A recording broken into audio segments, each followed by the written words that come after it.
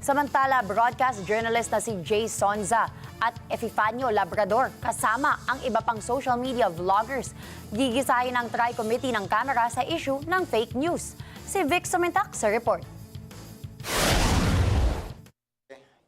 Muling magsasagawa ng pagdinig ang Tri-Committee ng Kamara bukas April 8 taong kasalukuyan kaugnay ng pagpapakalat ng fake news sa social media.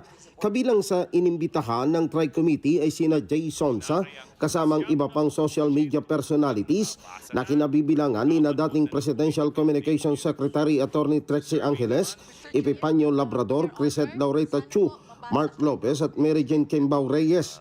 Nauna nang naglabas ng subpina at testifікandum ang Tri-Committee dahil sa patuloy na hindi pagsipot sa pagdinig ng Kamara laban kina Ernesto Abines, Lorraine Badoy, Atty. Glenn Chong at Sas Rogando Sasot. Sinabi ni Surigao del Norte Congressman Robert Ace Barbers na pangunahing nagsusulong ng investigasyon ng Tri-Committee laban sa fake news sa social media sa pamagitan ng isang privileged speech sa plenaryo ng Kamara ng pangunahing layunin ng Kongreso ay makabuo ng isang regulatory body sa paggamit ng social media at hindi supilin ang freedom of expression na ginagarantihan ng konstitusyon.